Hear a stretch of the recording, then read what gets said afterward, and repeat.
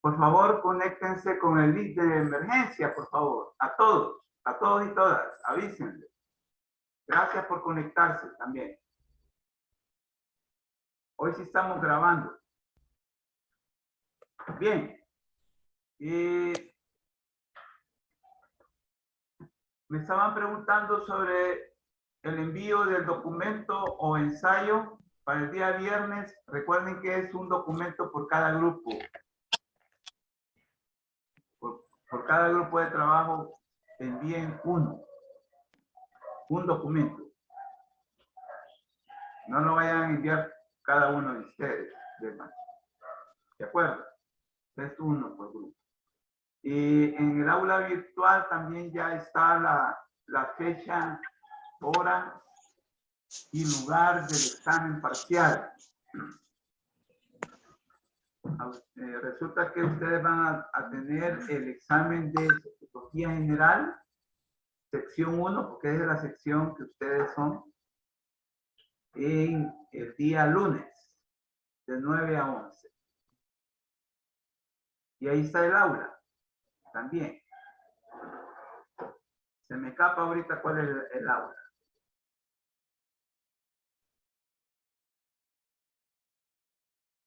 Creo que la tenemos por acá.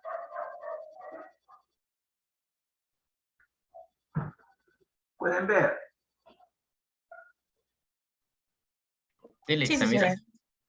Quiero ver, aquí es la de 9 a 11 en el edificio 3, aula 1-1. Aquí estoy señalando, aquí. Aquí sombré.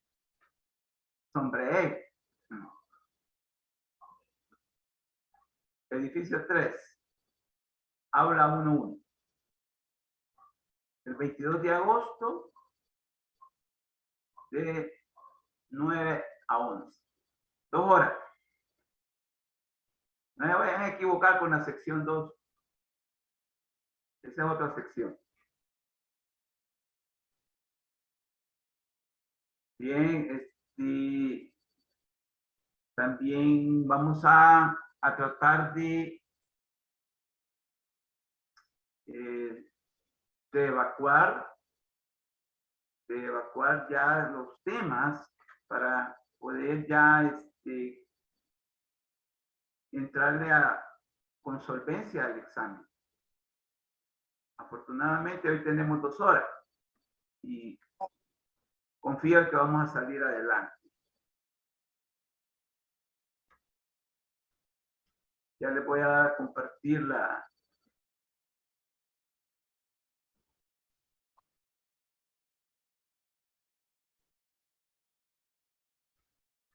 diapo.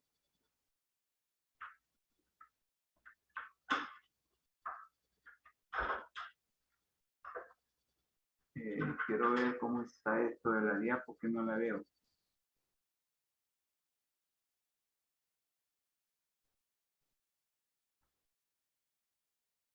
Estábamos en el enfoque histórico.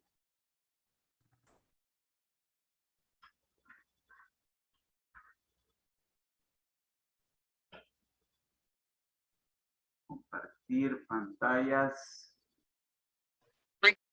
Aquí está, creo. Aquí, ven la diapo, ¿verdad? La diapositiva. Hoy Sí, licenciado. Sí. Ok.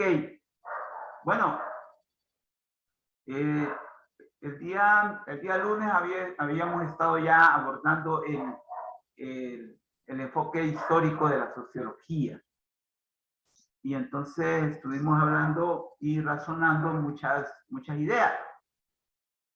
Cómo la historia es muy importante en la vida de los seres vivos, pero también más con los seres humanos. ¿Por qué digo de los seres vivos? Por lo que dentro de unos segundos vamos a ver un planteamiento que nos tiene que también poner a pensar, ¿sí? Rebeca Ábrego, ¿me puedes leer esta diapositiva, por favor? Sí. Por favor. Número 3, de ahí que todos los seres vivos tienen historia, pero no todos hacen historia.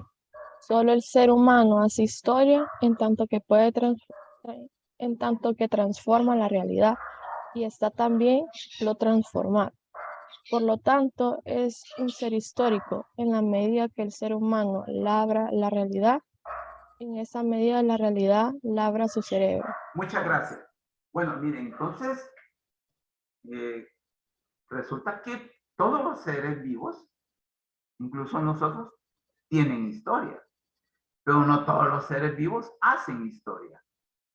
Porque no es lo mismo tener historia que hacer historia. Y ocurre que, por ejemplo, los animales, el reino vegetal, tienen historia.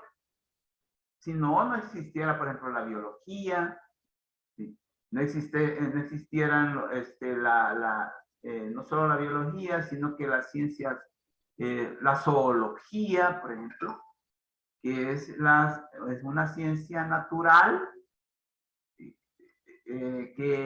cuyo objeto de estudio es el estudio de los animales. ¿Sí?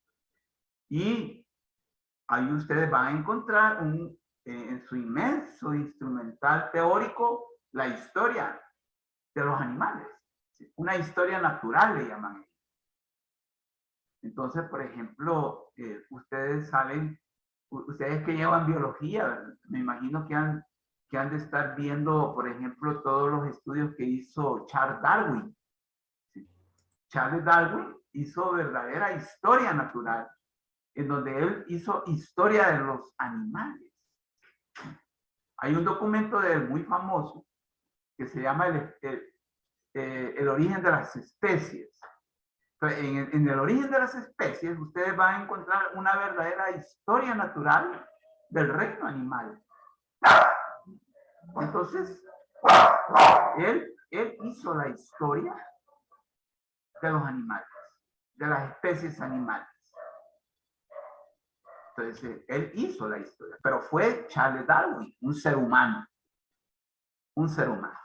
Entonces, hay que tener mucho cuidado, porque como seres vivos, no todos hacen historia. Sí, compartimos una historia. Nosotros y los animales, las plantas. Entonces, ¿por qué hacemos historia? Porque transformamos a la realidad. Desde que el hombre o el ser humano transformó la realidad, se convirtió en el ser histórico por excelencia. Transformó la realidad a tal grado que ahora se habla de un cambio climático provocado por el ser humano. Si ustedes investigan el problema del cambio climático que hoy tenemos, y traigo a colación este problema del cambio climático porque es una evidencia de que en eso de transformar la realidad, o sea, la realidad natural, la realidad social, hemos caído en un abuso. ¿Sí? Transformamos y hemos llegado a tal nivel de que hemos transformado el clima como nunca antes. Nunca antes. Si ustedes investigan, por ejemplo, la historia natural del planeta, de esto que donde nosotros, de esta casa común que todos compartimos, resulta que han habido cambios climáticos en realidad. Este no es el único cambio climático que está habiendo. Ya hace cientos, miles de millones de años han habido también cambios climáticos, pero ha sido como una dinámica natural que tienen los planetas, entre ellos el planeta Tierra, que lo desarrollan. Ahora bien, este cambio climático sí que es distinto a los demás cambios climáticos que ha sufrido el planeta Tierra. Esto que yo estoy diciendo acá es una narrativa científica que no es mía, sino que es de toda una producción científica, de todo un conglomerado científico que también lo tienen ya como una tesis ya que incluso las Naciones Unidas la aceptan. Entonces, vean pues cómo esa capacidad de transformación del ser humano da problemas también. Es lo que ocurre con la tecnología y la técnica. Cuando hablábamos del enfoque, ¿se acuerdan? Que como la tecnología y las técnicas en un primer o en el principio, si usted quiere, surgen como una creatividad humana, un invento humano para resolver problemas.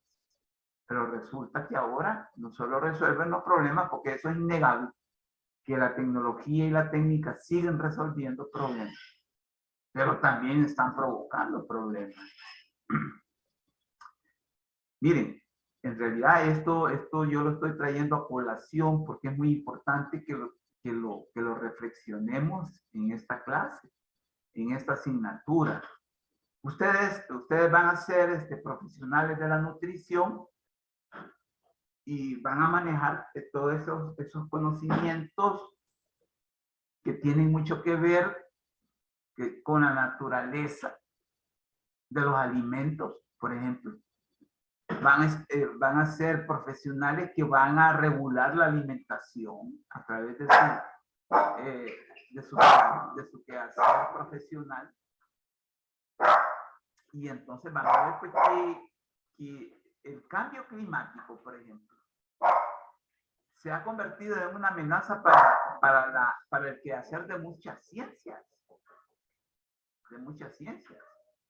Y entre ellas está la disciplina científica que ustedes están, para la cual se están formando. Entonces, miren, el cambio climático está afectando incluso la producción de alimentos. Y esto ya está ocurriendo eso. Por eso es que en el ensayo que ustedes van a presentar el día viernes, me imagino que han tocado ese problema ya. Si no lo tocan a profundidad, por lo menos ustedes lo enuncian sobre el problema del cambio climático en la producción de alimentos. Entonces, ustedes van a ser profesionales de la nutrición y van a tener que conocer los efectos del cambio climático. Nosotros aquí en sociología y desde las ciencias sociales también tenemos que hablar. Porque es el resultado, es una consecuencia nefasta de cómo el ser humano transforma la realidad destruyéndose. Ese es un desafortunado. En verdad es desafortunado decir esto.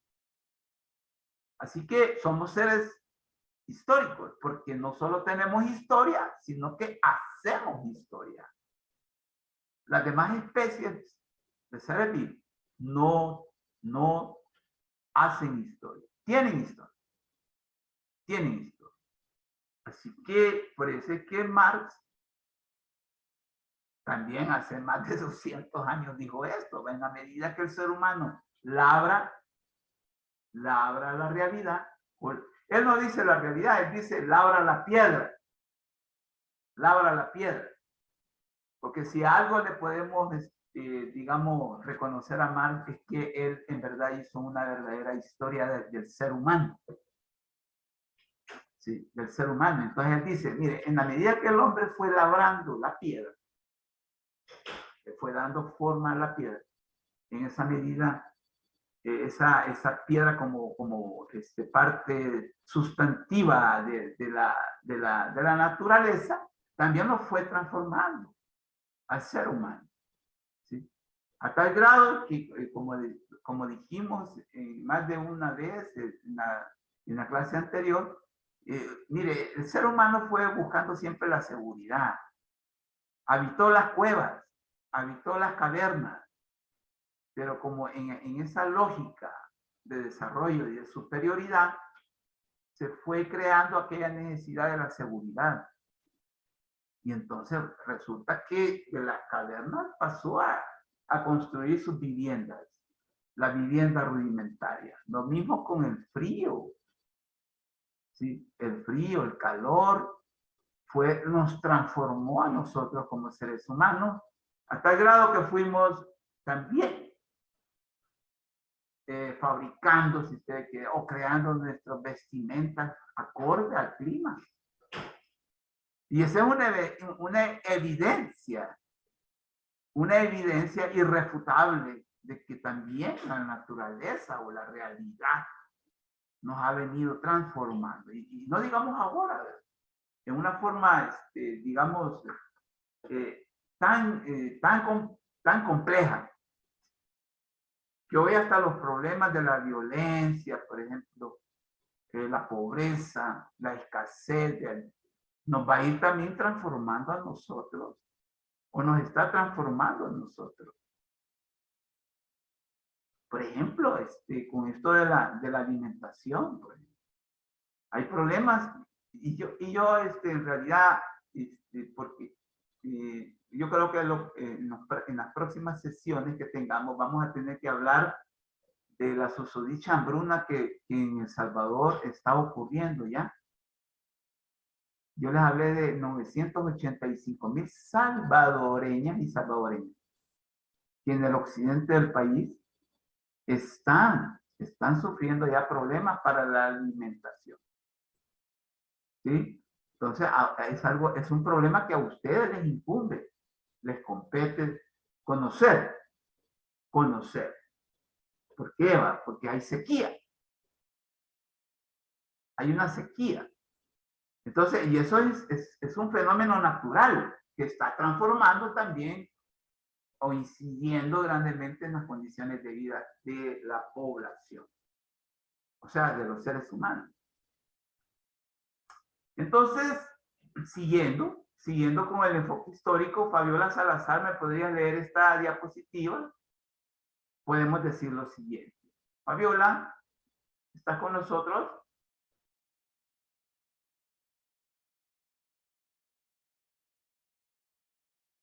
¿No está alguien que, bueno, Josué Cruz? Sí, dígame. Por favor, ¿me puedes leer esta diapositiva? Sí. Se dice que la importancia, entonces, del enfoque histórico para la sociología estriba en que explica y problematiza cómo el ser humano ha desarrollado y superado condiciones materiales y espirituales en el transcurrir de lo temporal y espacial, de lo simple a lo complejo, y que se configura en la conciencia, reflejo subjetivo de la realidad objetiva. Muchas gracias. Entonces, con este enfoque histórico, la sociología aporta conocimiento a tal grado que permite a través del enfoque histórico, la sociología, demostrar cómo el ser humano ha desarrollado y superado condiciones materiales y espirituales en el transcurrir del tiempo y del espacio. Repito, hoy el ser humano no vive en cavernas, ¿sí?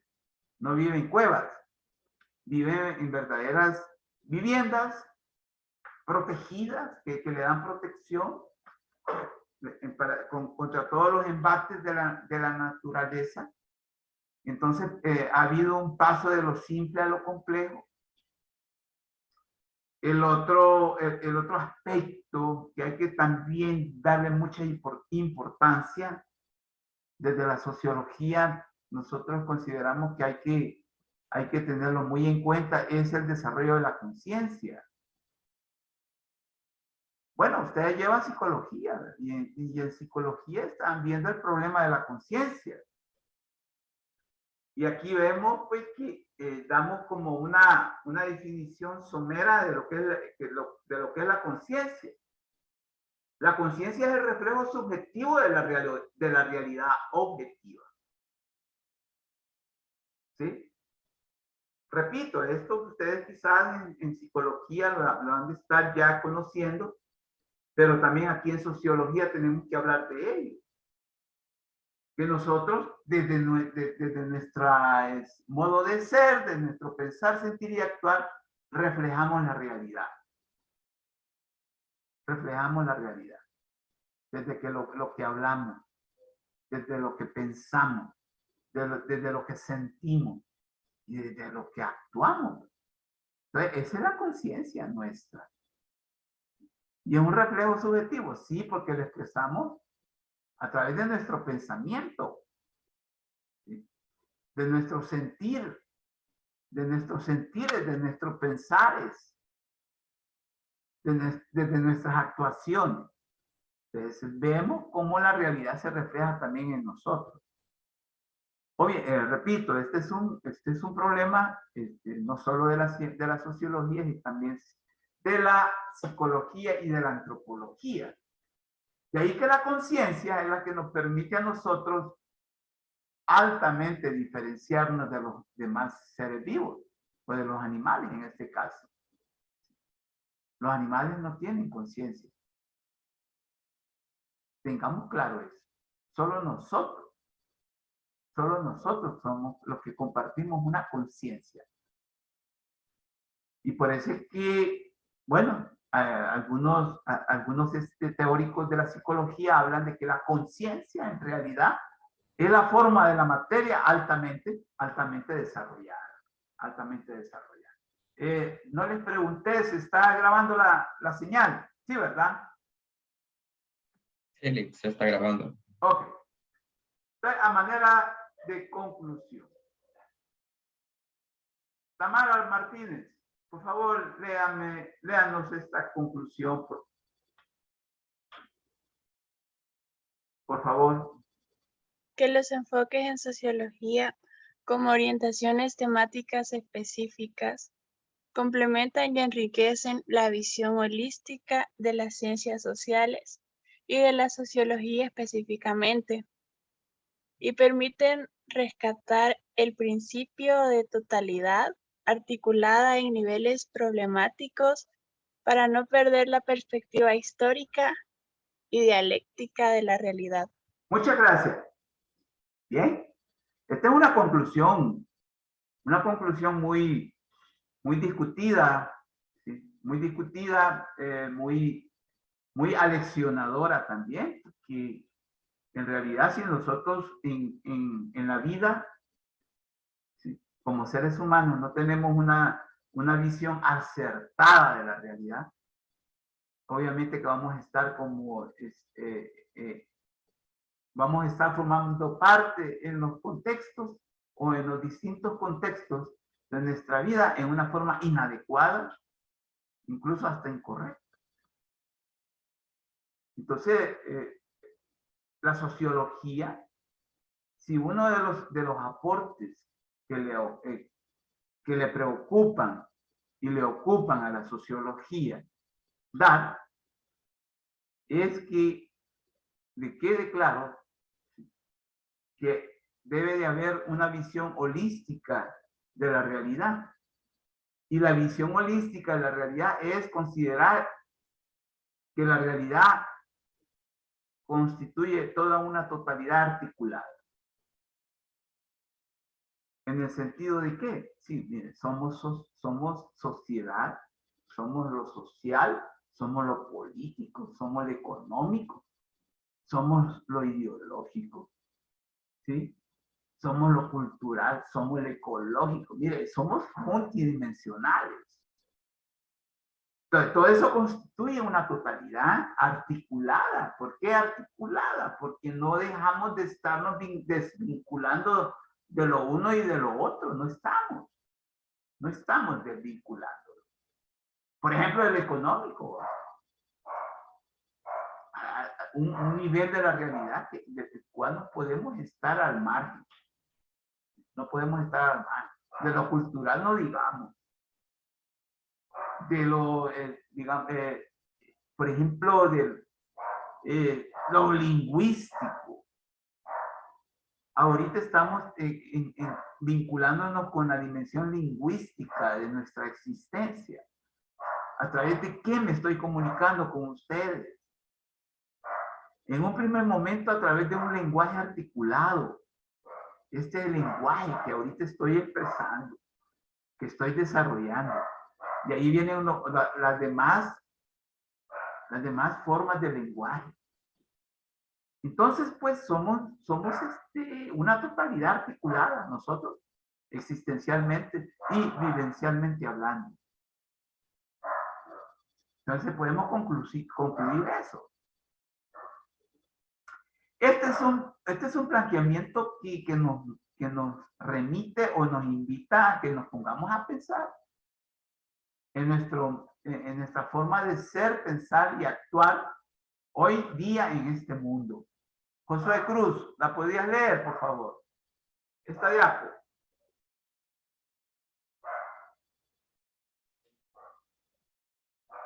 Bueno. Dice, mientras la población general sea pasiva, apática y desviada, hacia el consumismo, el odio de los vulnerables, los poderosos, podrán hacer lo que quieran y los que sobrevivan se quedarán a contemplar el resultado. Gracias. Mire, esto es una advertencia para todos nosotros, sin excepción, para ustedes, para mí, para los que están ahorita en cualquier lugar de este país, públicos o privados.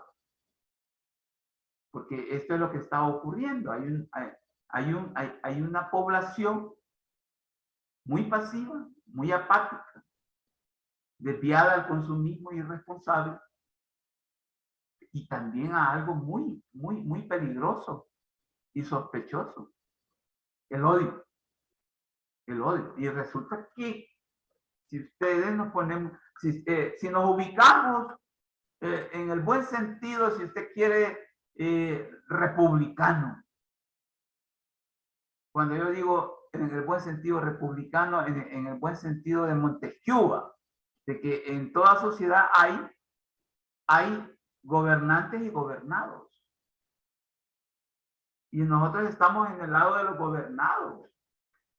Y entonces resulta que, y eso no solo lo puedo decir yo desde la sociología, sino que también ustedes lo pueden leer, lo pueden escuchar, lo pueden ver en las redes sociales, en los medios de comunicación, en la calle, que hay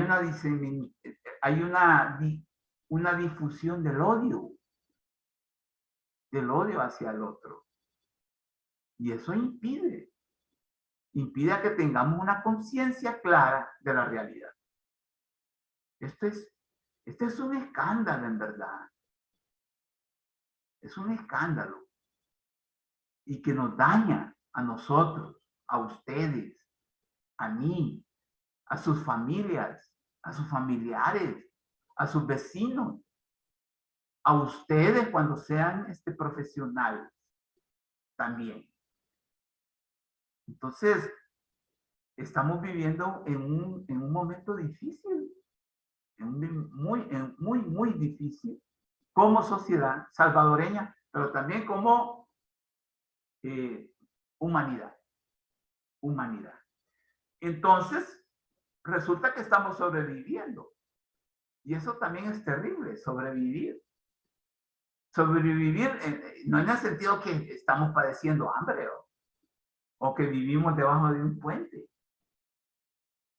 sino que estamos sobreviviendo moral y espiritualmente. Y yo quiero traer también a cuenta lo que estuvimos hablando sobre la espiritualidad y sobre la religiosidad, y cuando comenzamos a ver el enfoque teológico de la sociología. Entonces, estamos sobreviviendo y contemplando todo lo que está resultando de toda esta dinámica social. Y eso no es bueno, a que solo contemplemos. Al menos desde la sociología no es bueno, no es correcto. Entonces, yo me pongo a pensar, ustedes también están desde la psicología, por ejemplo, viendo los problemas de la vida, de la realidad. Y si están llegando también a estas conclusiones. Tariq Crespín, ¿me podrías leer esta diapositiva? Dele, está bien. El ser humano se está deshumanizando, aunque en realidad esto no ha sucedido de golpe, Está siendo un proceso lento y continuado, y parece que como sociedad no queremos ver lo que el futuro nos puede separar, sería, deparar, no conocía esa palabra, deparar si no replanteamos nuestra forma de actuar. Noam Chomsky. Muchas gracias. Noam Chomsky. Disculpe que lo interrumpa, pero para mí es nueva la palabra deparar. ¿Qué significa? Deparar, lo que nos espera. Ah, ok, gracias. Ese es el verbo. ¿Qué nos depara? ¿Qué nos depara todo esto? ¿Qué vamos a tener? ¿Qué podemos esperar? Eso es deparar. Entonces, es bien terrible. Estas palabras son terribles. Son preclaras, diría yo.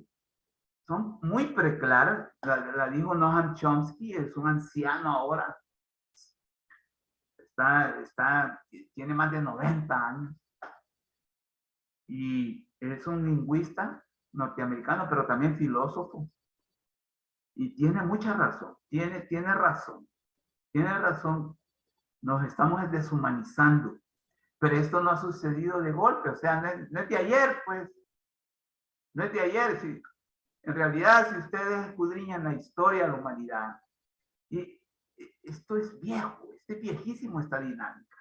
Esta dinámica nos ha llevado a una situación que miren, miren, lo peor que le puede ocurrir a alguien como nosotros, ¿sí? A los seres humanos, es vivir el mal como una letanía. Es lo peor que nos puede ocurrir y que nos está ocurriendo. Vivir el mal, sentir el mal y actuar en el mal como algo normal. A eso me refiero cuando digo o cuando decimos que vivir el mal como una letanía.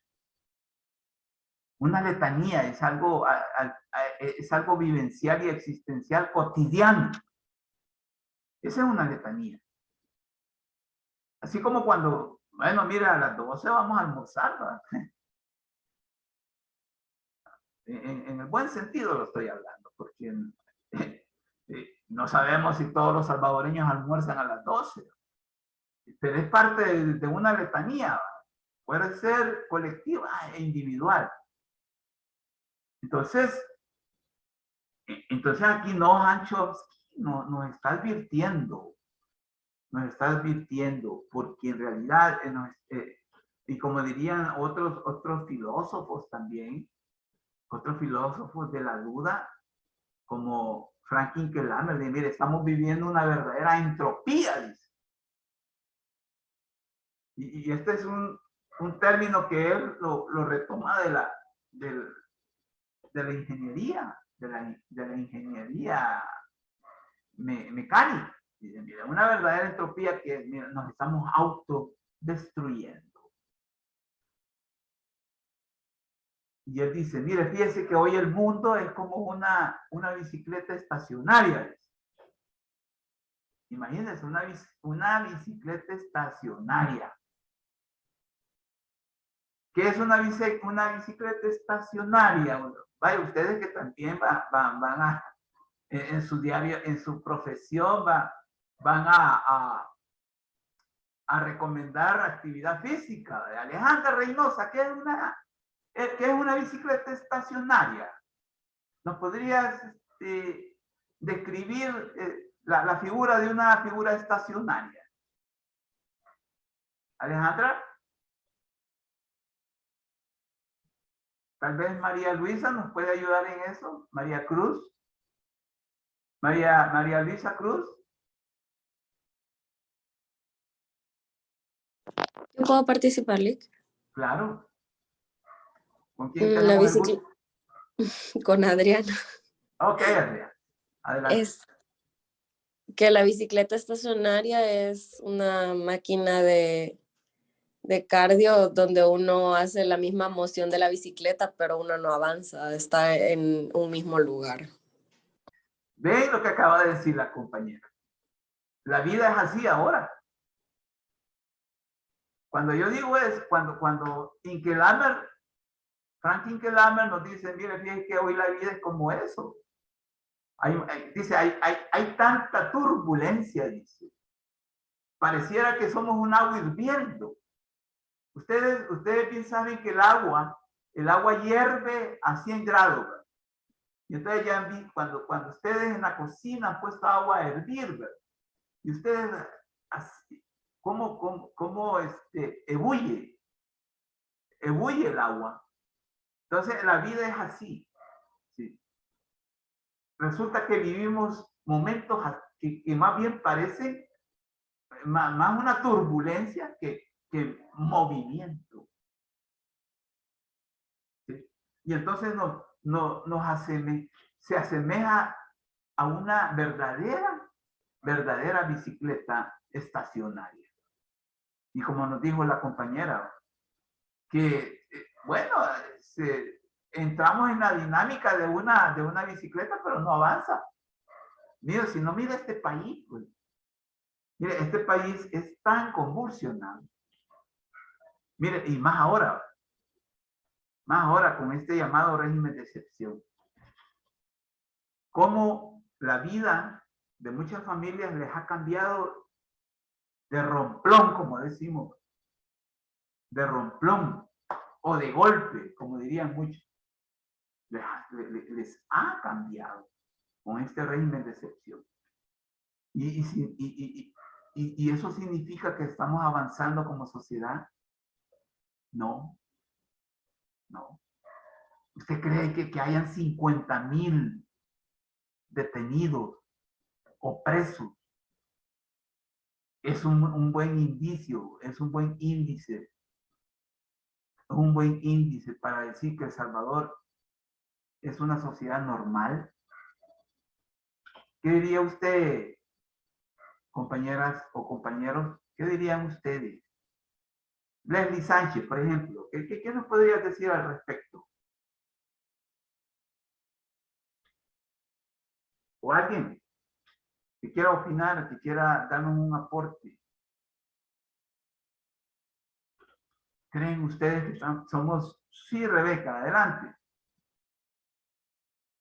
Rebeca. Pues sí habla bastante de la sociedad en la que hemos vivido durante mucho tiempo, pero quizás este régimen tal vez ha dado un poco de esperanza, por así decirlo, en la población de que están empezando a haber algunos cambios y claro, o sea, igual hay muchos inocentes que se van dentro, pero por lo menos hay muchas partes en las que las personas no podían ni siquiera entrar en las colonias y ahora pues llegan incluso repartidores ya de comida a esas zonas. Entonces, pues claro, habla, como le decía, de nuestra sociedad, pero hay una esperanza ahí. Ok, gracias. Recuerden que son sus opiniones. Son muy propias. Adriana Barba, ¿podrías tú comentarnos algo, por favor? Licenciado, disculpe una pregunta. ¿Podría repetir la pregunta que hizo, por favor? Bueno, es que en realidad es algo que ha salido de un razonamiento que hemos estado haciendo.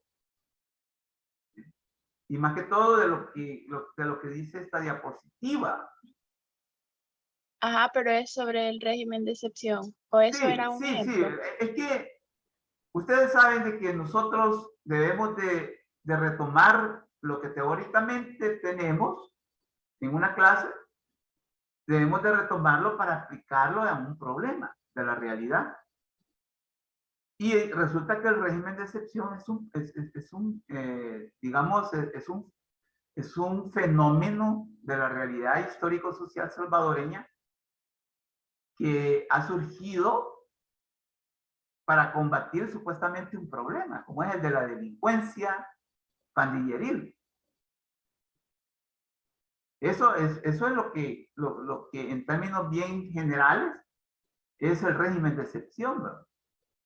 Pero mi pregunta porque estamos tomando en cuenta esto que nos dice Noam Chomsky, un lingüista muy famoso y filósofo también hoy en día, y que si el régimen de excepción en verdad es una expresión, es una manifestación de que vivimos una sociedad normal. Esa fue mi pregunta. Esa fue esa fue mi pregunta, ¿no? Y no sé ustedes, porque miren, si algo debemos de reconocer nosotros, de que ojo, la cabeza piensa desde donde pisan los pies. Ojo. Le había preguntado a una compañera, pero no sé si va a hablar o puedo hablar yo. Si usted quiere opinar, por favor, hágalo. Dale vos primero, Tamara. Ok. Es que me parece bien específico lo que usted dice de, ¿les parece normal? Porque no, o sea, sí es verdad que de cierta forma ha ayudado a la población, pero creo que no se puede excusar que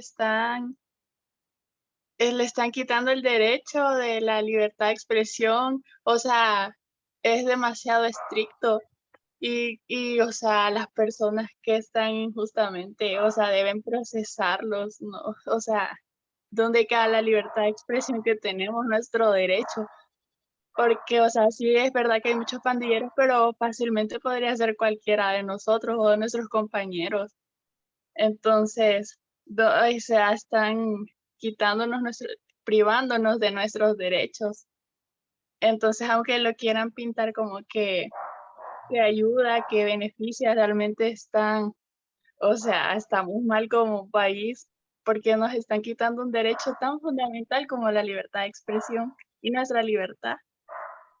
Gracias, Tamara. Gracias, Adriana.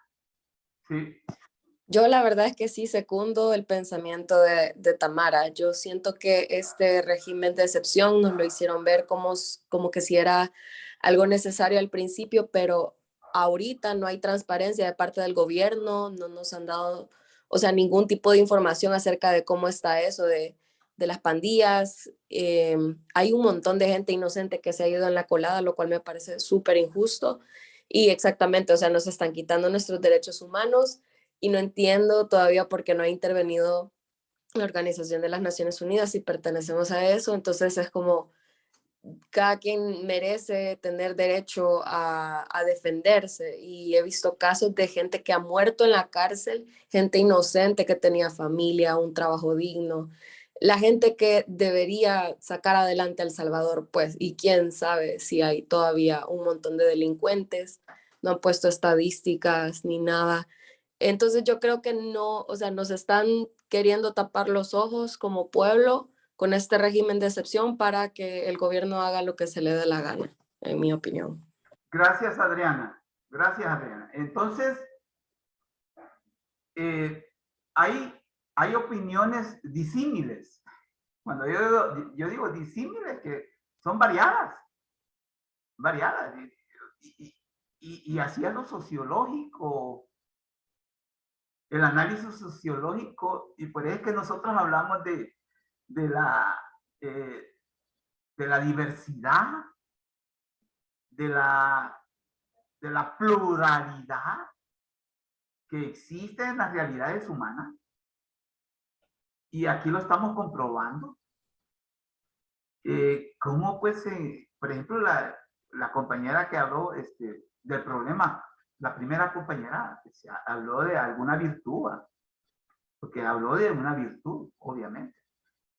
Entonces, pero ya por ejemplo, Tamara y Adriana, pues hablaron en un sentido mucho más, digamos, me imagino que más sentido, ¿sí? En alguna forma, pues, ustedes están hablando a partir de un sentir, porque a mí me llamó mucho la atención cuando Adriana dijo, mire, yo me he dado cuenta de personas que no deberían de estar ahí. Y mire, quiera si o no, no podemos negarlo ni usted ni yo. que nosotros como seres humanos, como ciudadanos, como hijos, como padres, como miembros de una familia, miembros de una comunidad, como dice la palabra, somos cartas leídas. Somos cartas leídas. Y entonces nuestro proceder, nuestro modo de ser habla, es el que habla. Es el que habla. Y entonces, ¿cómo?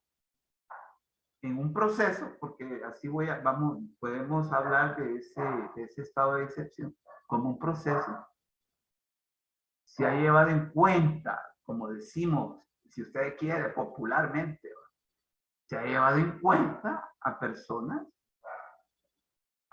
que tenían vidas esforzadas, porque mire, si algo yo tengo que hablar como sociólogo de mi sociedad, es que son muy esforzados. En El Salvador la vida es bien esforzada. Distintas son otras sociedades, donde no hay necesidad de esforzarse para tener, por ejemplo, alimentación,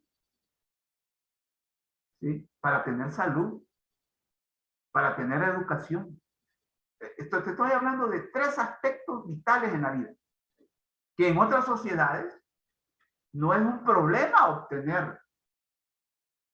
No es un problema obtener, incluso trabajo. Entonces, en El Salvador hay que digamos, experimentar un esfuerzo sobrehumano para obtener trabajo, para obtener salud, para obtener educación. Y no digamos la seguridad, obviamente. Miren, nosotros debemos de hablar de estos aspectos de la vida o de este problema que nos está agobiando, porque nos está agobiando.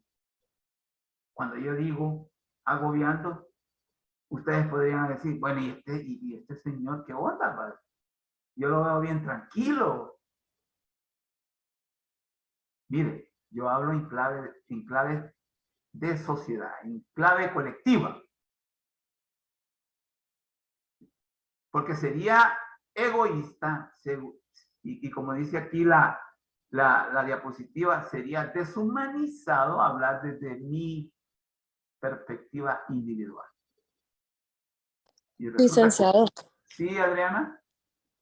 tiene razón, porque yo siento que, o sea, independientemente si algunos tienen privilegio o no, digamos, de estar en zonas más seguras, y la verdad es que sí llegan a buscar a zonas más inseguras a las personas, ya sea tanto culpables o inocentes, siento que igual todos estamos en un como estado de vulnerabilidad. Correcto, correcto. Muchas gracias. Gracias también por tu idea, por tu opinión. Entonces, no podemos nosotros ser indiferentes. Es a eso lo que yo quiero llegar. Como ciudadanos, como seres humanos, y no digamos como profesionales, ¿verdad? Porque yo me pongo también en ese canasto, ¿verdad? Que vamos a trabajar con la gente. Miren, ustedes van a trabajar con la gente, con hombres, mujeres, niños. ¿Ah? Les van a llegar personas de distintos orígenes sociales. De distintos orígenes sociales. Miren, la salud en este país es quizás una ventana o una vía por donde uno puede conocer bien esta sociedad. Esta sociedad. Entonces, no podemos pasar desapercibido en esta clase de sociología eso que está pasando allá afuera, que es muy complicado, es muy delicado también, es muy delicado. Entonces, yo desde esta clase universitaria, porque también nuestra posición es universitaria, no es una posición o no es, digamos, no es un planteamiento producto del hígado, como dicen popularmente, o producto de una tendencia a doblar o a desviar, ¿sí?, a favor de algo o de alguien. Porque vivimos en verdaderas, como dicen, verdaderos engaños. Está habiendo mucho engaño y mucha mentira.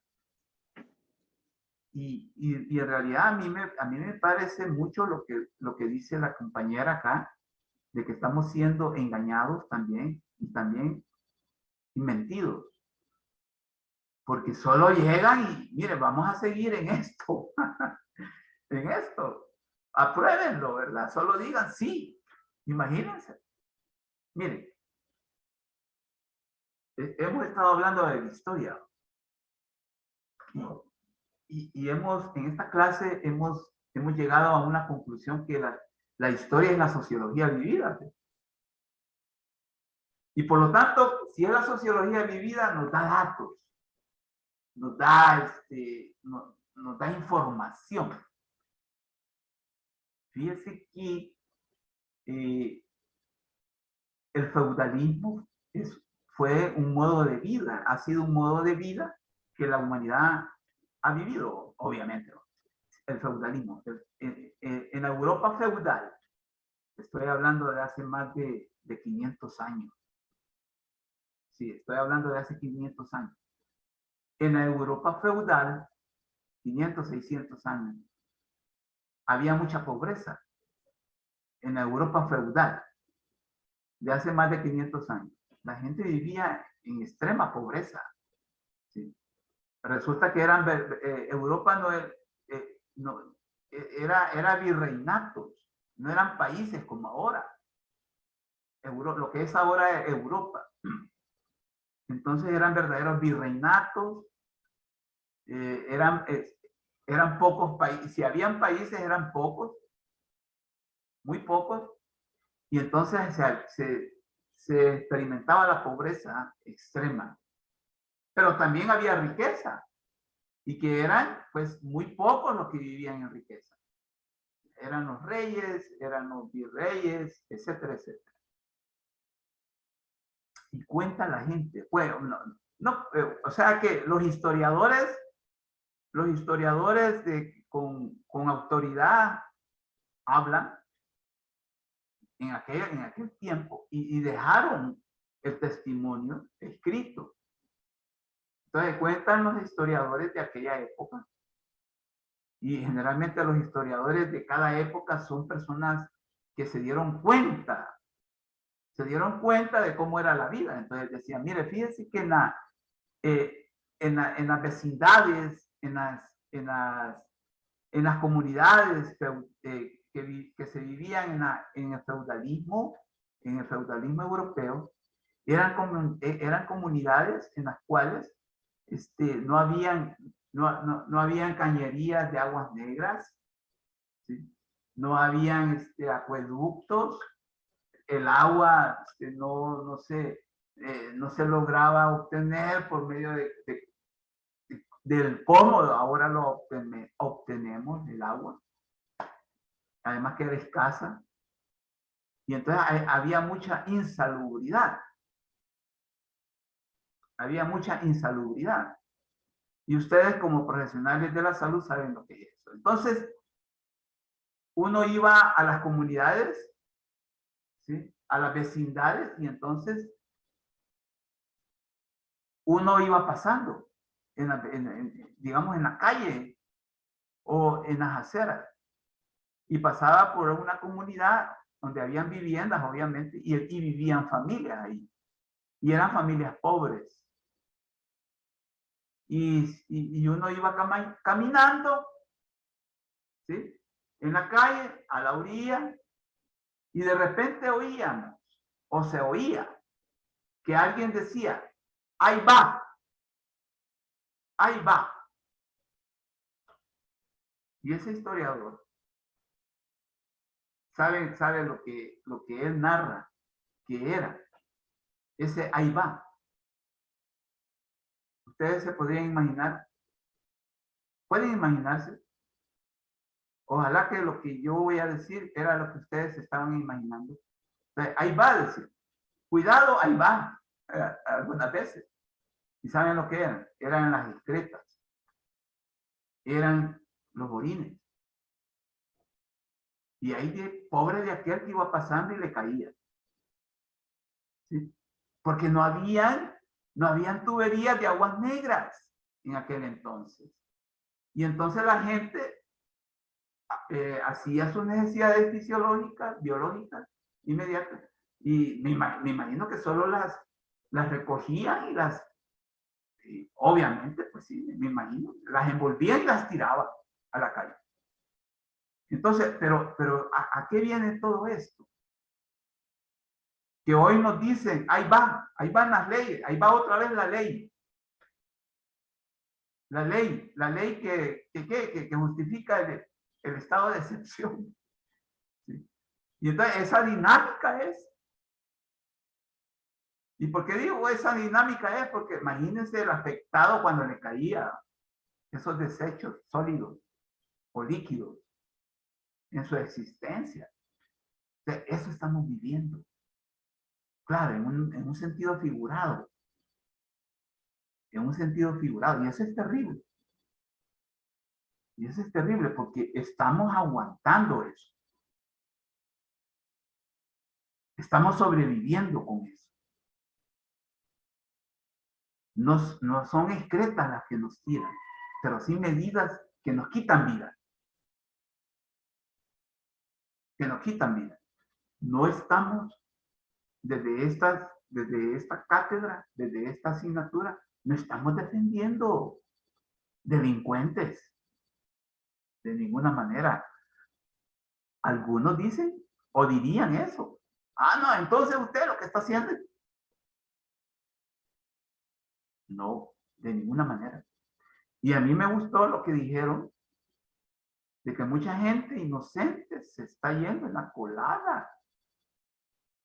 Por esa gente sí.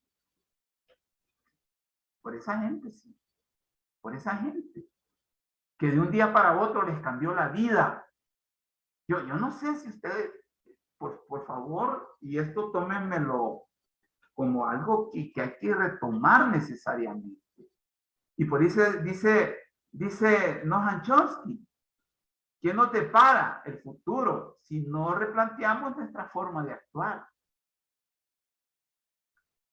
Miren, en sociología lo peor que uno puede señalar es que para resolver los problemas querramos resolver efectos y no causas. Y cuando usted hace eso, no resuelve nada.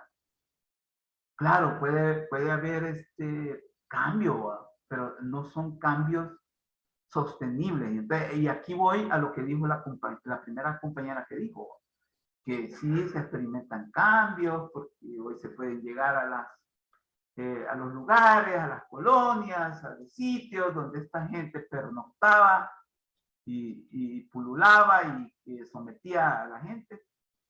Pero eso no va a durar. Disculpen. Y esto se lo digo desde la sociología. Porque se está atacando el efecto y no la causa. O sea, Licenciado, ¿sí? disculpe, es con eso que usted acaba de, bueno, que dijo es que Adriana mencionó que porque la ONU no se pronunciaba al respecto. Algo así mencionó ella. Y usted acaba de decir eso de que defender a los delincuentes. Y precisamente fue el presidente, y no es ataque político ni nada, o sea, nada que ver, sino que fue el mismo el que dijo en una conferencia cuando las personas ya empezaron a pronunciarse contra el régimen de excepción. Él dijo que si los entes internacionales querían tanto a los pandilleros, que vinieran y se los llevaran, y que porque no los cuidaban, porque aquí, por cómo los estaban tratando aquí, entonces que si tanto los querían, que vinieran y se los llevaran. Entonces, o sea, sí, internacionalmente intentaron intervenir, pero, o sea, bajo esa lógica de que les están cuidando los pandilleros, pues no se ha permitido. Entonces, Correcto. Adriana fue, ¿verdad? Que nos habló. Sí, va. Sí. Sí, no, Tamara. Tamara. Disculpa, Adriana. Bueno, es que miren, y a mí, yo estoy de acuerdo que ustedes tengan claro de que hay mucho engaño, hay mucha mentira. Y precisamente cuando yo les hablé de que somos una colectividad donde hay gobernantes y gobernados. ¿Recuerdan que yo les dije eso? Entonces, miren, nos están gobernando personas, miren, que dejan mucho que desear en su discurso. Y el ciudadano presidente que tenemos es una persona que solo habla ligereza, habla sandeces. Y alguien así, mire, en realidad no puede estar haciendo bien sus funciones como un gobernante. Disculpen, pero si usted, los discursos de él, porque uno como científico social tiene que escuchar, pero en realidad los razonamientos y los discursos de este señor no son afortunadamente aceptables. No pueden ser, digamos, el criterio que debe de prevalecer.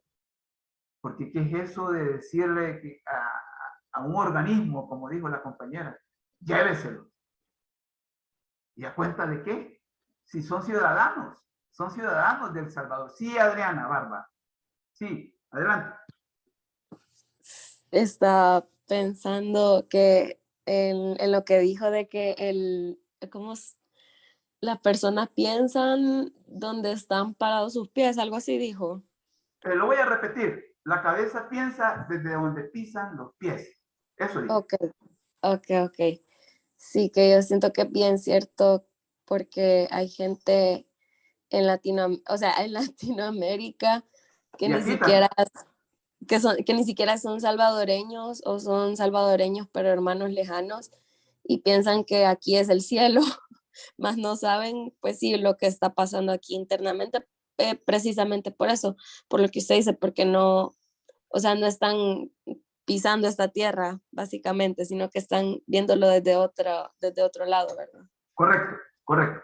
Y mira, y eso que tú acabas de decir es nada más una arista, un puntito de la situación.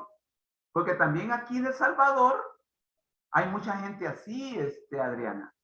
Yo no sé si te das cuenta de eso. No, sí, yo sé. Por ejemplo, la gente que vive en las colonias ricas, de los ricos. ¿Sí? Sí. Esa gente, pues, que sigan, ¿sí? Que sigan. Y algo bien, muy peligroso también y muy trágico, que gente que vive en las colonias populares incluso, habla así. Como no les ha sucedido a ellos, que siga, que siga. Porque también estamos en una situación de esa. Como a mí no me ocurre, ¿sí? Como a mí ni a un familiar le ha ocurrido, que siga. Ajá, no ven la gravedad, Correcto. quizás, por eso mismo. Entonces, como dice el rector de la UCA, mire, hasta cuando le suceda a usted, va a empezar a sentir, ¿verdad? Va a empezar a cambiar. ¿Sí? Va a empezar a cambiar cuando a usted le ocurra en carne propia. Y lamentablemente en El Salvador, y también el ser humano, muchas veces solo así entiende y acepta. Y en realidad resulta ser una verdadera miseria ser así, ¿verdad? Ser así es una verdadera miseria. Y aquí yo invoco lo espiritual en cómo estamos, en cómo lo que estamos. En lo que estamos en una situación espiritual también. Sí, sí, Kenny. Yo era Sí, que otro ejemplo de eso que estaban diciendo es, ya no es del régimen de excepción ni es específicamente de El Salvador, pero es un problema bastante debatido que es del aborto. Entonces, solo que está la contratesis, por así decirlo, que bueno, mayormente son grupos de mujeres, ¿verdad? Que exigen la ley y se quejan del hecho de que casi siempre ha sido hombres quienes deciden sobre eso. Y hay ¿cómo decirlo? Un lema, por así decirlo, de que sin útero no hay opinión. O sea, que eso debería estar en decisión de mujeres. Y creo que viene siendo un ejemplo de eso que estaba diciendo usted. Y, o sea, yo creo que debe ser algo parcial. No solo mujeres, no solo hombres, no solo hombres. Correcto. Sí, o sea que nosotros, ante los problemas del país, como porque tú tocaste también un problema muy sentido y también muy sonado, que es el aborto. ¿Qué es el aborto? Porque en el aborto vamos a encontrar gente en pro, pero inmediatamente gente en contra. Y entonces, mire, yo cuando en clase, cuando he tenido el privilegio de dar la clase de sociología y abordamos el problema del aborto, yo siempre traigo un razonamiento que a mi modo de ver es válido. Es válido, ya que Kenny trajo otro problema. Imagínense cómo. Se llama Tamara. Soy Tamara. Ah, bueno, bueno, discúlpenme, ¿verdad? Esto puede dar lugar a, por la forma virtual, ¿va? Lo que digo la compañera tiene mucha razón. De que como un problema que le atañe a las mujeres, como que les atañe, o sea, que solo a ustedes son las que sufren, ustedes son las que, en verdad, los protagonistas principales, fundamentales, lo van a decidir los hombres, ¿sí? Y en verdad así sucede, lo deciden los hombres, lo definen hombres, ¿sí? Pero yo siempre que he hablado del aborto, que es un tema también muy delicado, siempre traigo a colación un razonamiento. Porque hay gente en este país, y más que todas las personas que tienen una visión conservadora de la vida, que salen en defensa de que no se practique el aborto. ¿Sí? O sea, que se prohíba el aborto. Bueno, y de hecho, pues, en El Salvador es prohibido el aborto. Ahora bien, pero esto da, si ustedes le buscan sentido a lo que se dice y se hace y lo que se siente, va a encontrar bastante demagogia, o sea, bastante incoherencia entre lo que se dice y lo que se hace, porque ese es otro problema que tenemos como sociedad, que mucho se dice y poco se hace, Entonces, imagínense, solo quiero terminar esto. Sí, hay dos compañeros que quieren opinar. Sí, Adriana, ¿eres tú?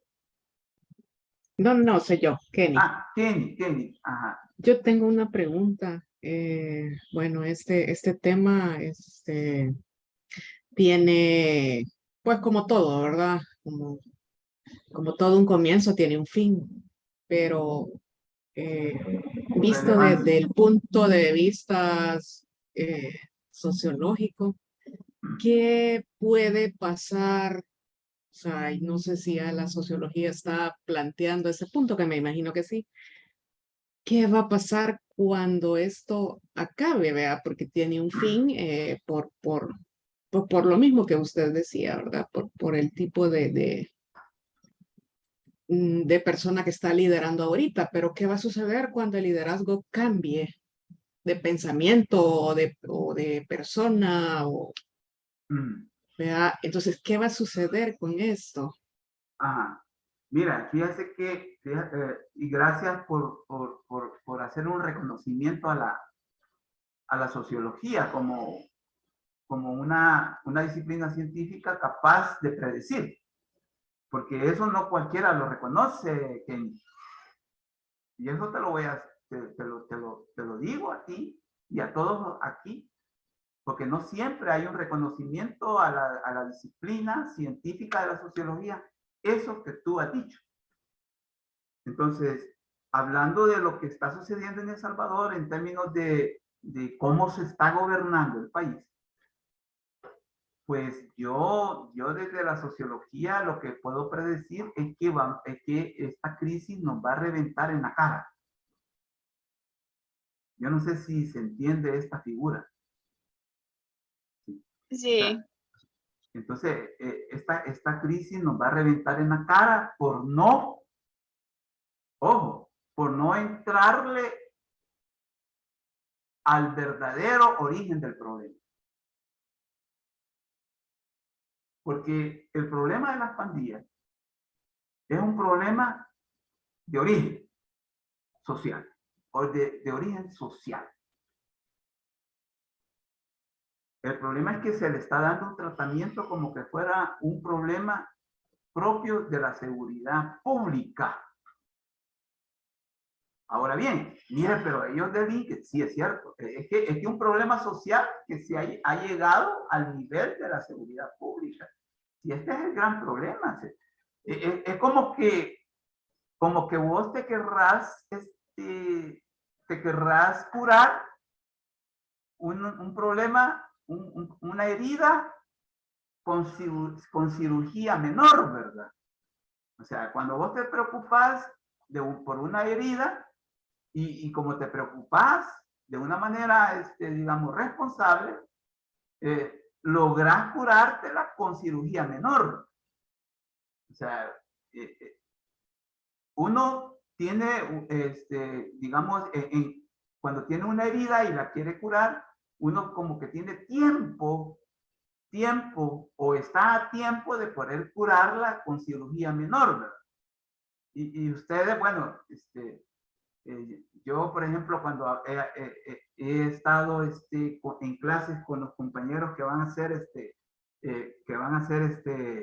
enfermeros y enfermeras, digo, mire, es que mire, la cirugía menor es la curita, ¿sí? O las llamadas maripositas. ¿Se han fijado que hay heridas que se pueden cerrar poniendo maripositas adhesivas o curas?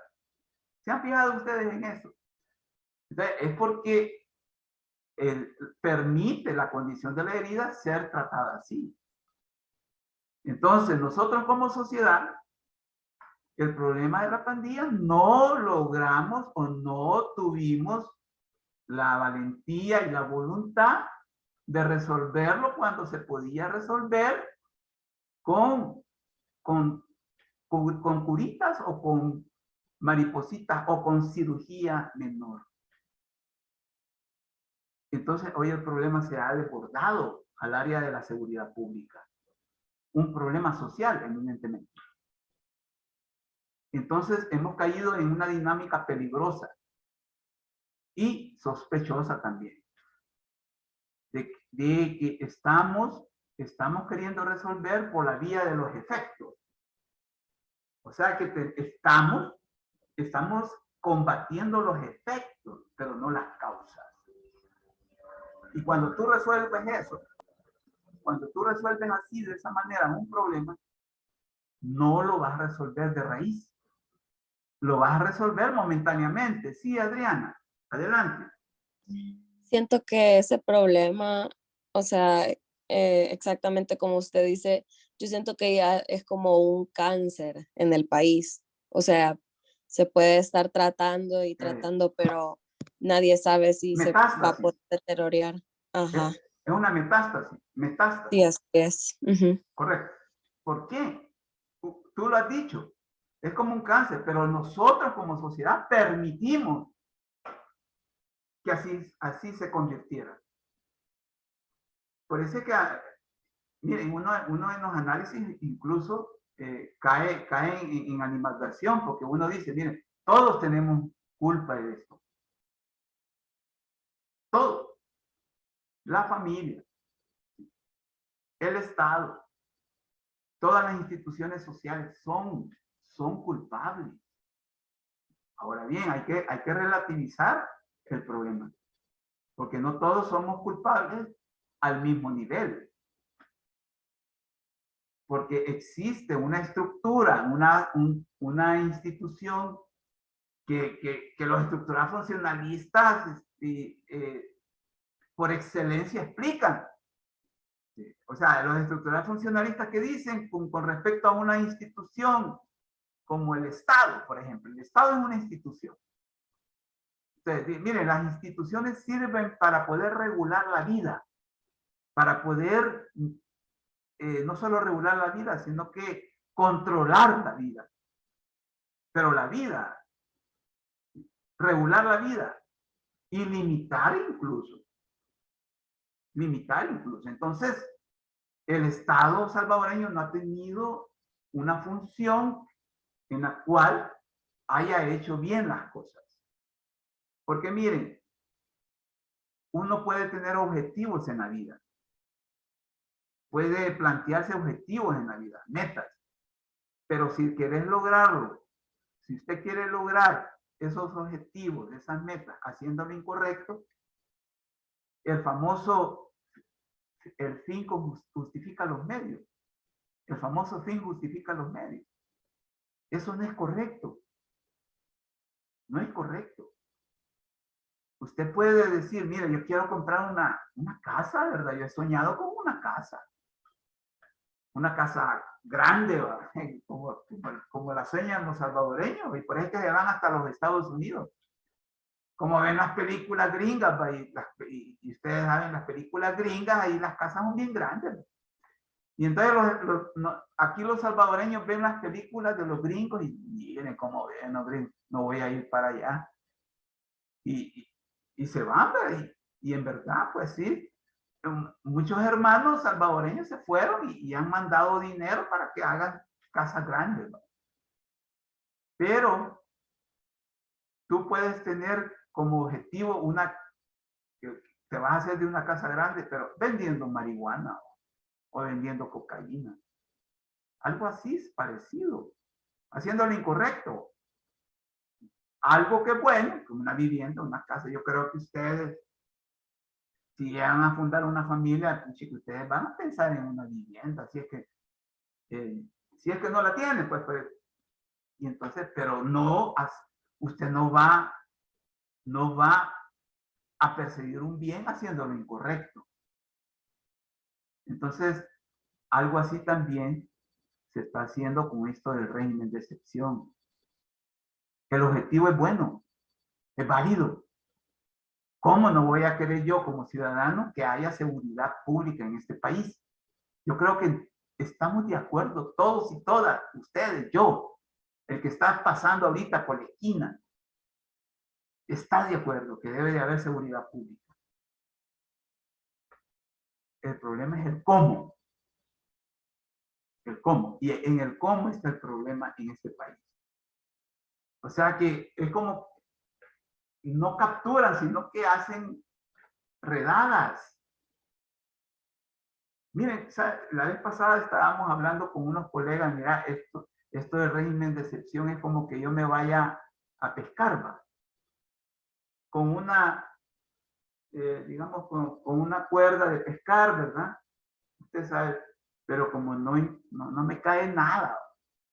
Yo estoy ya, mediodía, ya llegué y solo estoy así esperando que me caiga algo en esa vara de pescar. Estoy hablando de una vara de pescar, ¿va?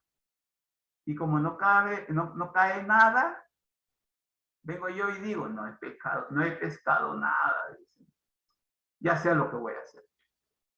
Vengo y agarro la atarraya, un atarrayazo. Porque considero que así sí voy a poder pescar. Entonces, eso es lo que está haciendo el gobierno. Y cuando yo digo que no le caería nada si se pone a pescar con una vara de pescar, es porque no investigan. La investigación, sí. Cuando hay investigación del delito, entonces sí hay posibilidades de llegar a los verdaderos culpables. ¿Sí? Pero como eso cuesta dinero, tiempo también, Y como ya las elecciones, las próximas elecciones están casi a la vuelta de la esquina, porque aquí también hay otro problema, hay una arista muy seria, que es prolongarse en el poder. Y entonces, cuando vos querés prolongarte en el poder, vas a hacer locuras, verdaderas locuras. Entonces, eso es lo que se está haciendo, pues, acuden al atarrayazo. No sé si ustedes consideran de que es así el problema como se podría ver con esa figura, ¿sí?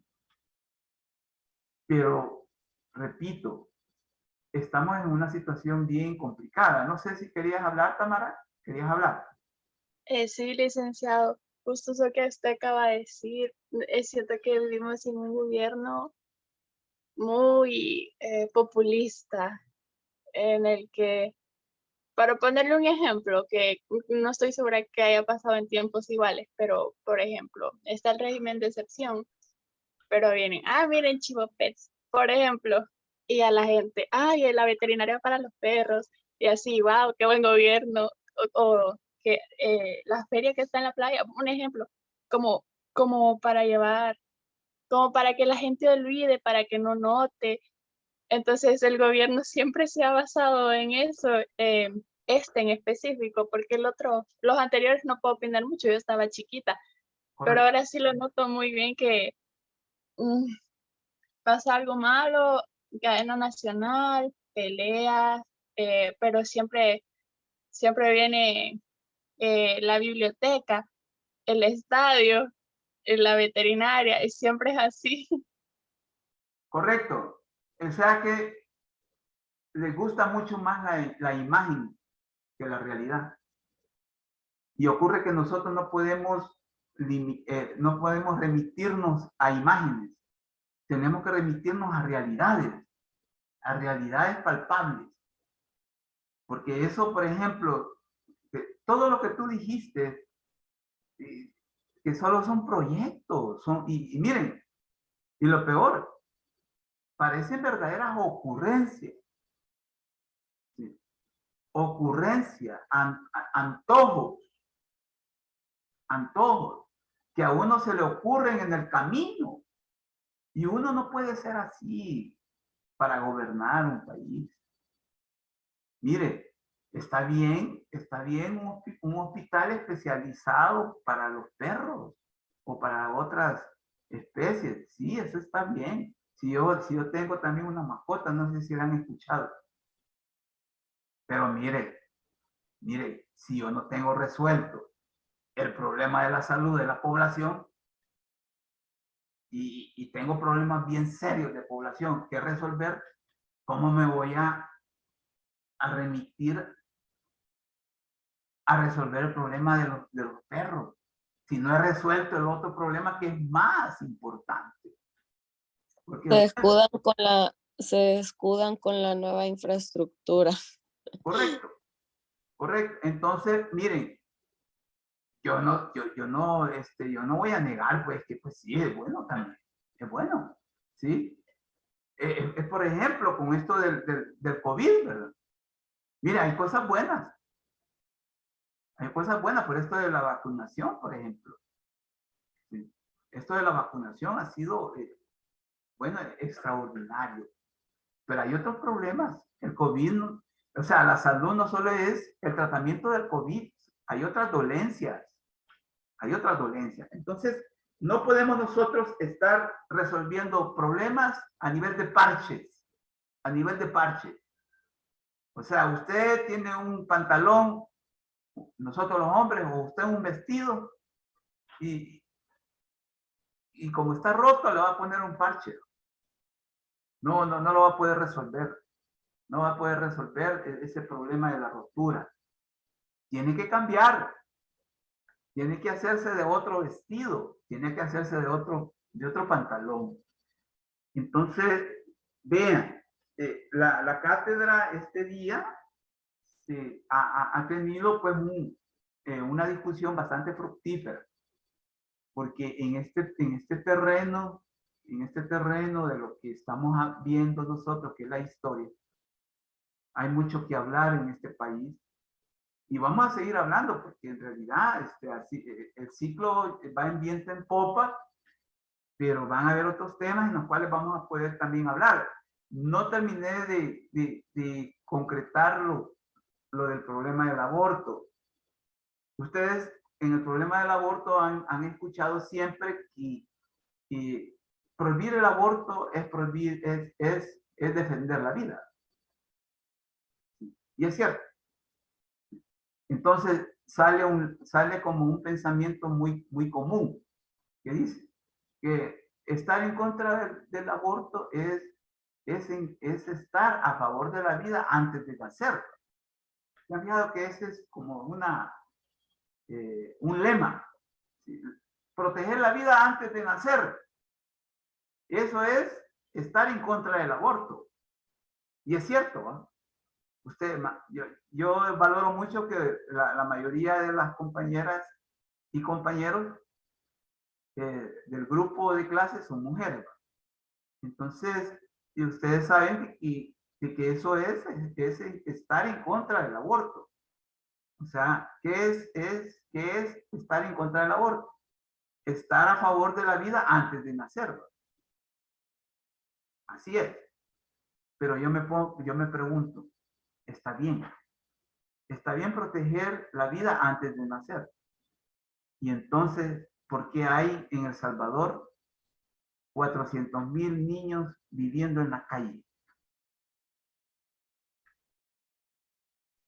Ese es el punto, licenciado, que nuestra ley específica del aborto habla de un aborto que está prohibido bajo ninguna excepción. Hay países que tienen excepción, como en casos de violaciones, riesgo de la vida de la mamá, etcétera. Hay condiciones en las que es válido y el gobierno lo proporciona de forma segura, pero en nuestro país es completamente... sí, no hay excepción, vaya. Incluso es penado para la mamá, es penado para el doctor, no hay pena para el papá, pero el gobierno, por eso lo del sin útero, no hay opinión, ¿verdad? El papá no es castigado, solo la mamá. Correcto. Pero el gobierno debería, si va a tener una ley tan estricta en un problema tan grande, debería proporcionar y asegurarse de que esos niños ¿por qué los quieren abortar? Porque la mamá no tiene dinero, porque no tiene edad, por lo que sea. Y el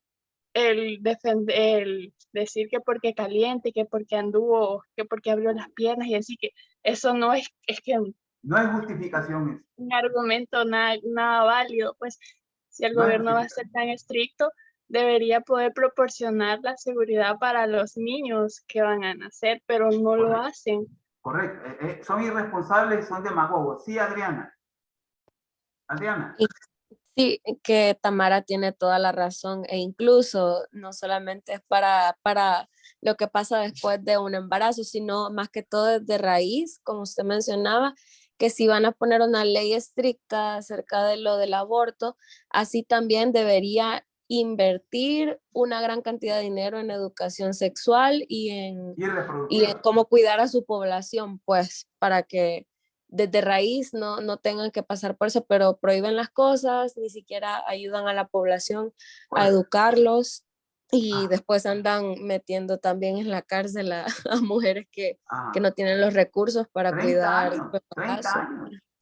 Así es, entonces sí es bien injusto, si yo estoy de acuerdo con Tamara. Sí. Entonces, por favor, tengamos cuidado, ¿verdad? Con esto del aborto. Porque sí, yo estoy de acuerdo en que hay que defender la vida antes de nacer. Pero también, y aquí voy a terminar de decir lo que quería decir. Entonces, pero si se defiende la vida antes de nacer, entonces nosotros como sociedad deberíamos de defender la vida antes de morir. Ojo. O sea, si usted va a defender la vida antes de nacer, entonces hay una obligación como sociedad defender la vida antes de morir. Y aquí ya me metí en otro, en otro lío. ¿Sí? Porque aquí no se defiende la vida antes de morir, sino porque nuestros ancianos, nuestra gente de la tercera edad, cuarta edad, andan en la mendicidad, desprotegidos también, ¿sí? Es que mire, esta es una cadena, y efectos cascada, un efecto cascada. A mí me pareció mucho y agradezco que haya traído a colación lo que dijo Adriana, que hay que educar y más que todo educación en derechos reproductivos y sexuales. Ahí, miren, yo incluso he justificado de que si eso se implementa en nuestra educación, o sea, la educación sexual y reproductiva, como un digamos, como un eje transversal curricular, si lo empezamos a implementar, obviamente que eso solamente se puede lograr mediante una reforma educativa, porque así como está la educación, es demás, no se puede. Si nosotros empezamos a educar a nuestros niños, a nuestros jóvenes, ¿sí?, en salud sexual y reproductiva, vamos a ver efectos a largo plazo promisorios. Vamos a ver efectos buenos en cuanto a que no va a haber ya o va a bajar sustantivamente los casos de aborto. Y ahí, imagínense, sería como una forma tan civilizada, ojo, sería una forma civilizada de combatir el aborto,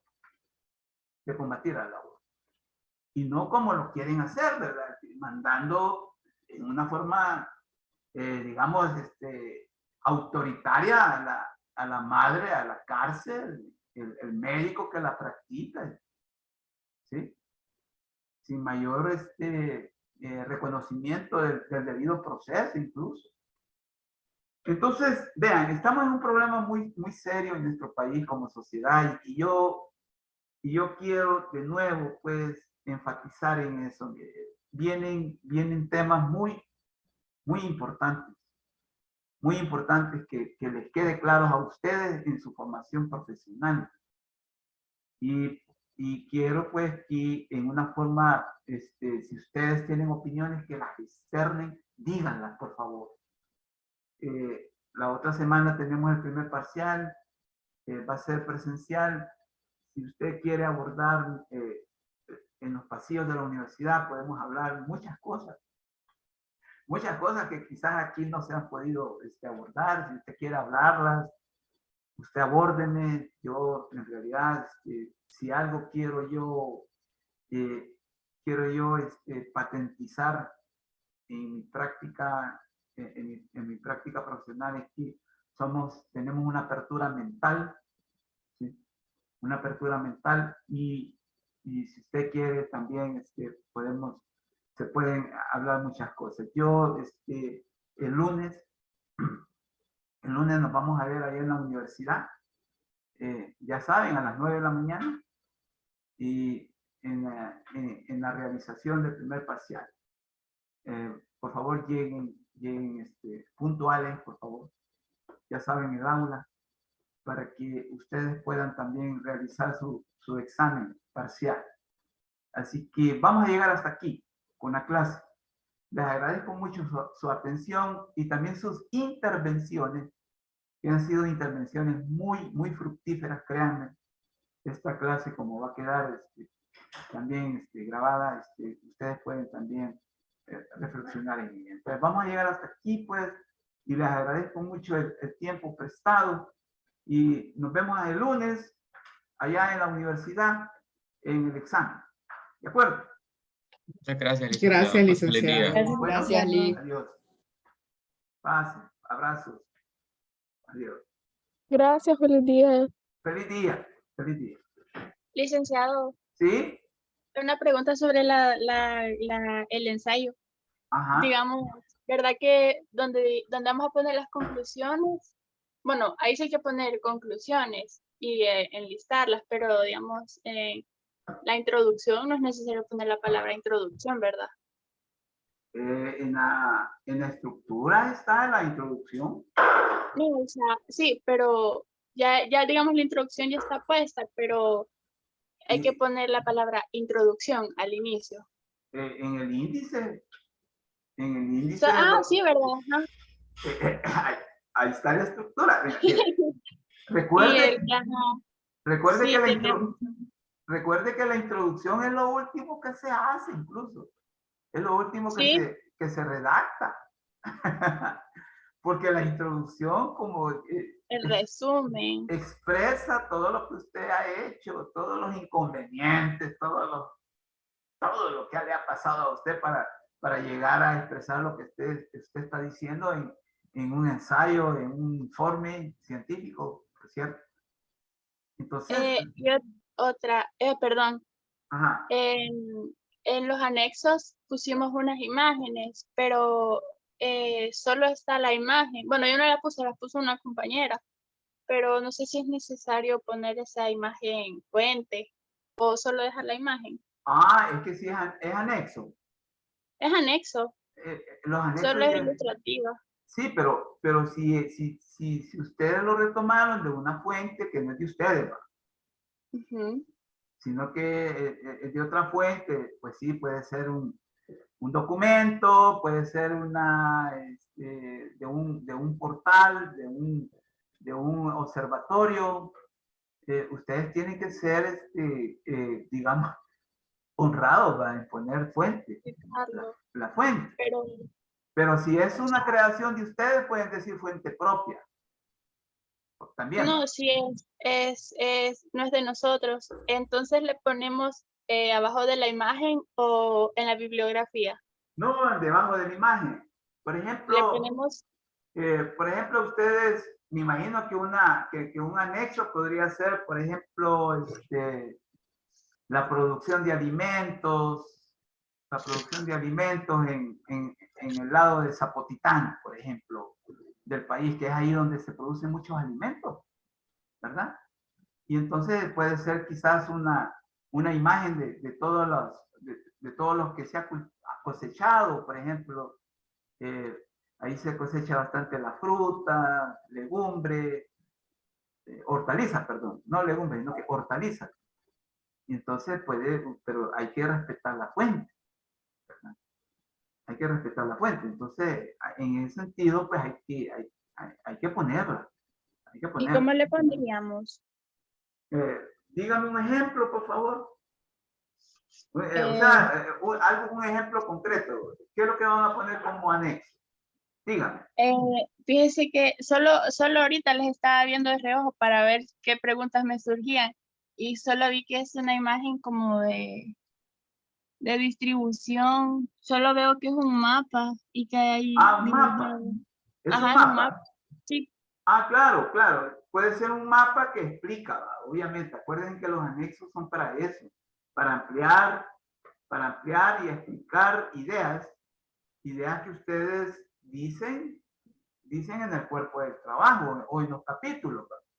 Sí, eso es parte del capítulo de ellas. Correcto. Entonces, ustedes, por ejemplo, pueden decir, mire, fíjense que la producción de la zona paracentral del Salvador ha sido una producción con déficit en cuanto a granos básicos, por ejemplo. Entonces, y ustedes quieren utilizar ese mapa señalando o identificando los lugares o el territorio en donde se ha dado, por ejemplo, esa baja o ese déficit de producción de alimentos. Y entonces utilizan ese mapa, porque ilustra, obviamente. Permite explicarse también, ¿verdad?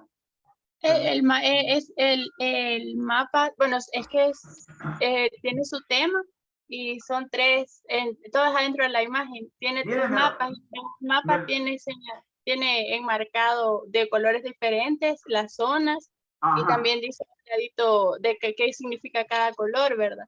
Sí, Y sí, ahí sí explica bastante bien, pero yo Sí. veo que dice que es del gobierno, veo que dice que es la imagen porque ahí tiene el claro. El logo. gobierno. Entonces, fuente podría ser que yo no sé si será el Ministerio de Agricultura y Ganadería el que lo emite o que lo edita. Dice en letras chiquitas, fíjense, hay otro que dice SICA, no sé. Sistema, el SICA, bueno, pero esas siglas ustedes las pueden investigar. Mire, me lo puede poner aquí. Si quiere le enciendo la cámara. Pues sí, por eso le digo, para verlo. Sí, pero Me lo comparte, ¿va? sí, voy a voltear la cámara. Vaya, ese es, mire. Ah, bueno. Ah, pues Ajá, sí. Ah, pues sí, solo le eso. pondríamos abajito Sí, la fuente fuente. SICA La o algo fuente. así. Ajá. O un enlace de donde lo sacaron. Sí, la fuente. La fuente bibliográfica. Sí, la fuente bibliográfica. Y Aquí no con la bibliografía. sí, sí, ahí donde dice, donde tiene a usted ahí, donde va a escribir, lo puede poner. Aquí han puesto otra, pero no veo que dice que es de otro país. Sí, son Ahora otros les voy a países. preguntar. Son otros países. No obstante, ahí está El Salvador. Ahora bien, es un mapa que habla de información reciente, ¿va? Habla de hace un año. Sí, es información reciente. Sí, verdad, licenciado, solo que tenía que ser información nacional y dentro del 2020 a 2022. Correcto, Ah, ok. correcto. Y Son 2 años. yo soy la que le pregunté por el foro sobre el nombre y usted me preguntó si era el lenguaje que ocupábamos dentro de nutrición, algo así. Y, o sea, no, solo quería encontrar, o sea, la palabra que yo quería usar era abandono, pero sentí que no encajaba muy bien, entonces por eso busqué sinónimos de abandono y vi ese y busqué el significado y vi que está bastante bien con la temática, pero al Sí, final sí. quedamos con las compañeras que mejor se lo íbamos a cambiar por otro, Ok, ok. porque era muy Mire, sí, complicado. el lenguaje es rico. El lenguaje es rico. Yo por eso es que le pregunté, ¿va? Pero resulta que en la ciencia muchas veces se enriquece también el lenguaje. ¿Sí? Se puede enriquecer en ciencia, en la ciencia. Así que le quedó claro, pues. Sí, entonces sí le dejamos la palabra o le ponemos Sí, otra. sí, dejen la palabra. Acuérdese Está bien. la observación que yo le puse. ¿De acuerdo? Ok, Bueno, entonces ahí nos vemos el lunes. Gracias. sí, muchas gracias. Feliz Pues, día. feliz día.